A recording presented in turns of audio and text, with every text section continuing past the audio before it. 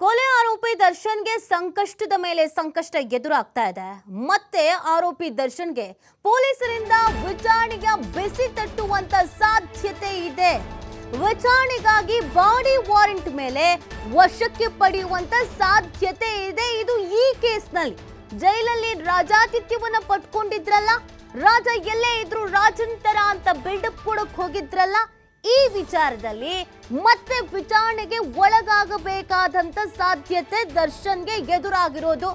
Body warrant ಮೇಲೆ ವಶಕ್ಕೆ ಪಡೆಯುವಂತ ಸಾಧ್ಯತೆ ಇದೆ. ಕೋರ್ಟ್ಗೆ ನಿನ್ನೆಗೆ ಅರ್ಜಿಯನ್ನ ಸಲ್ಲಿಸಿದ್ದಾರೆ ಪೊಲೀಸರು.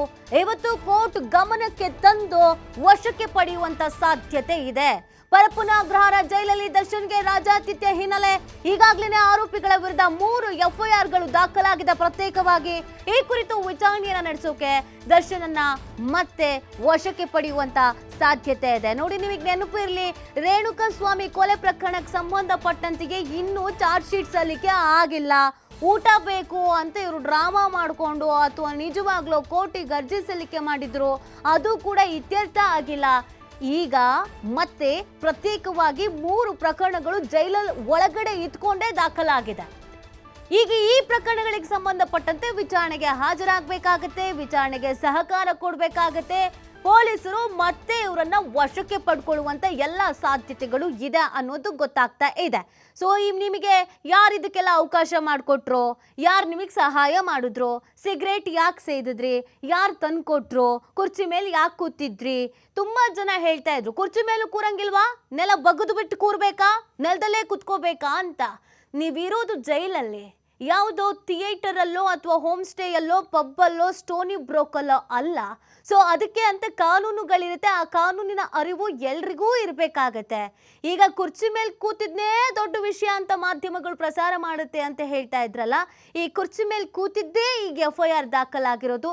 ಅದಕ್ಕೆ ಅಂತ ಹಿರಿಯ IPS ಅಧಿಕಾರಿಯನ್ನ ನೇಮಕ ಮಾಡ್ತಾರೆ, ತನಿಖೆಯನ್ನ ಮಾಡ್ತಾರೆ ಅಂತ ಅಂದ್ರೆ ಅದು ಬಾಲಿಶ ವಿಚಾರ ಅಲ್ಲ. ಅದರ ಸೀರಿಯಸ್ನೆಸ್ ಅನ್ನ, ಅದರ ಗಂಭೀರತೆಯನ್ನ ಅರ್ಥ ಮಾಡ್ಕೊಳ್ಬೇಕಾಗಿದೆ ಪ್ರತಿಯೊಬ್ರು ಕೂಡ. ಸೊ ಇದೀಗ ದರ್ಶನ್ಗೆ ಮತ್ತೊಮ್ಮೆ ಸಂಕಷ್ಟ ಎದುರಾಗ್ತಾ ಇದೆ.